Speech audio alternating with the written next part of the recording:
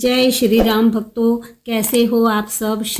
मैं श्री हनुमान जी और श्री नीम करोरी बाबा जी से अरदास करती हूँ कि आप स्वस्थ रहे और मस्त रहे।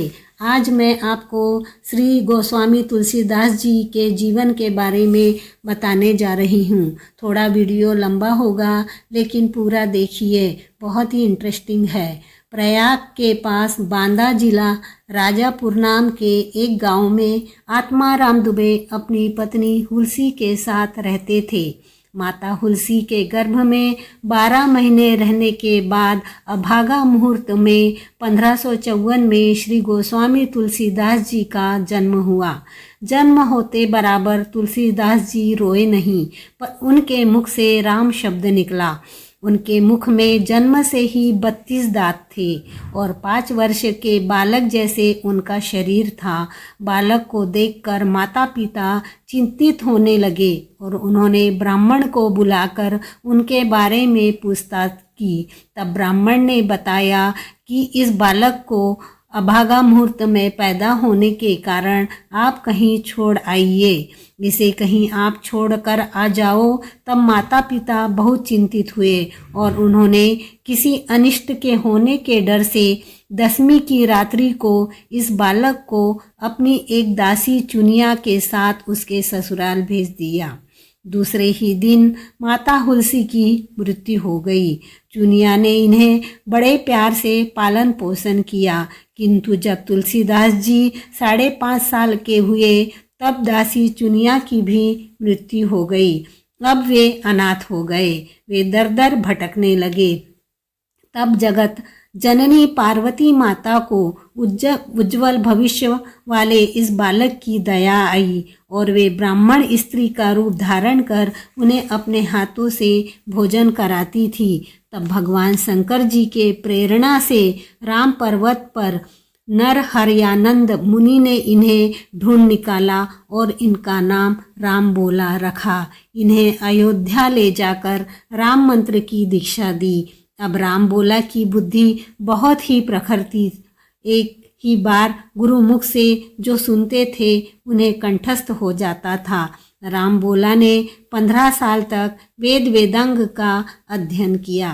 उसके बाद उन्हें पारिवारिक प्यार सताने लगा। तब उनके पिता की मृत्यु हो चुकी थी। 1583 में एक सुंदर कन्या के साथ इनका विवाह हुआ। एक बार पत्नी अपने भाई के साथ अपने मायके गई। तब तुलसीदास जी पत्नी के पीछे ही ससुराल चले गए। तब पत्नी ने उन्हें धिक्कार कर कहा, मेरे इस हाड़ मांस के शरीर से तुम्हें जितनी आसक्ति है उतनी अगर भगवान से होती तो तुम्हारा बेड़ा पार हो गया होता। तुलसीदास जी को बहुत बुरा लगा। तुलसीदास जी उसी क्षण साधु वेश में धारण कर काशी निकल गए। तब उन्हें काकभुसुंडी जी के दर्शन हुए। वे वहाँ राम कथा सुनाने लगे।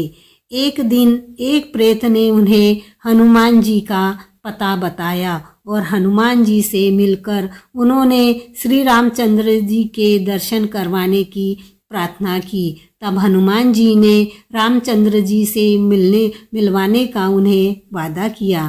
तब वे हनुमान जी के कहने पर चित्रकूट गए और राम घाट पर प्रदक्षिणा करते समय उन्हें 2 राजकुमार घोड़े पर सवार धनुष बाण लेकर दिखे। वे उनको देखकर मुग्ध हो गए और पहचान नहीं पाए। तब हनुमान जी ने उन्हें बताया कि आपको राम जी के दर्शन हुए थे पर आप उन्हें पहचान नहीं पाए। तब उन्होंने बहुत पश्चाताप किया। फिर हनुमान जी ने कहा कि कोई बात नहीं, तुम्हें सुबह सुबह फिर दर्शन होंगे। तब मौनी अमावस्या के दिन बालक के रूप में तुलसीदास जी बोले, बाबा चंदन लो। हनुमान जी ने सोचा कि फिर तुलसीदास जी उन्हें पहचान नहीं पाएंगे। तब उन्होंने मिट्ठू के रूप लेकर ये वाला मंत्र बोला, चित्रकूट के घाट पर भई संतन की भीड़, तुलसीदास जी चंदन घिसे तिलक देत रघुवीर। तब श्री राम जी ने अपने हाथ से चंदन लेकर स्वयं को लगाया और तुलसीदास जी के माथे पर भी चंदन लगाया। तब वे हनुमान जी की आज्ञा से अयोध्या गए और संस्कृत में पद्य रचना करने लगे। दिन भर पद्य रचना करते, रात्रि में वह पद्य रचना लुप्त हो जाती थी। तब वे ही शंकर भगवान जी और माता पार्वती फिर से प्रकट हुए। शंकर जी ने कहा, तुम हिंदी भाषा में काव्य रचना करो, सामवेद की तरह फल देने वाली होगी। तब तुलसीदास जी ने रामनवमी के दिन से श्री रामचरितमानस की रचना प्रारंभ की। 2 वर्ष 7 महीने 26 दिन में ग्रंथ की समाप्ति हुई, जो राम विवाह के दिन 7 कांड पूरे हुए।